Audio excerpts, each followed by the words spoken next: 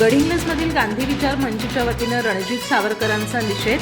सावरकर यांच्या गांधी हत्येवरील विधानाचे पडसाद. प्रांताधिकारी कार्यालयासमोर करण्यात आली निदर्शनं. महात्मा गांधींची हत्या नथुराम गोडसे यांच्या गोळीनं झाली नाही असा दावा सावरकरांचे पणतू रणजित सावरकर यांनी केलाय. या विधानाने सर्वत्र वाद निर्माण झालाय. त्याचे पडसाद गडिंग्लजमध्येही उमटलेत.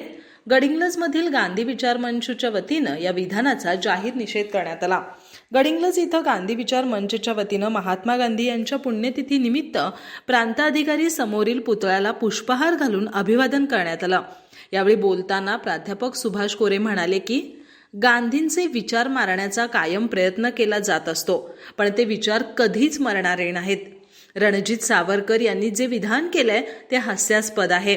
त्यांच्या त्या विधानाचा आम्ही सर्वजण जाहीर निषेध करतो. तर अंधश्रद्धा निर्मूलन समितीचे प्राध्यापक PD पाटील म्हणाले, या देशांमध्ये विकृत मानसिकता निर्माण झाली आहे. काही मंडळी स्वतःला संशोधक समजतात, संशोधनात्मक ग्रंथ आहे असं म्हणतात, पण यातून थोर विचारवंतांचा ते अपमान करत असतात.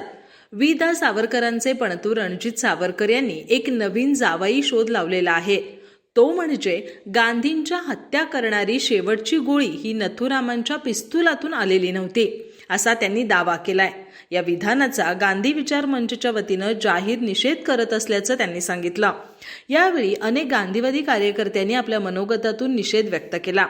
प्राध्यापक सुनील चिंत्रे, अशफाक मकानदार, शिवाजीराव होडगे, योगेश पाटील, कल्याणराव पुजारी, बाळासाहेब मुल्ला, सुधीर कांबळे आदींसह गांधी विचार मंचचे अनेक कार्यकर्ते यावेळी उपस्थित होते.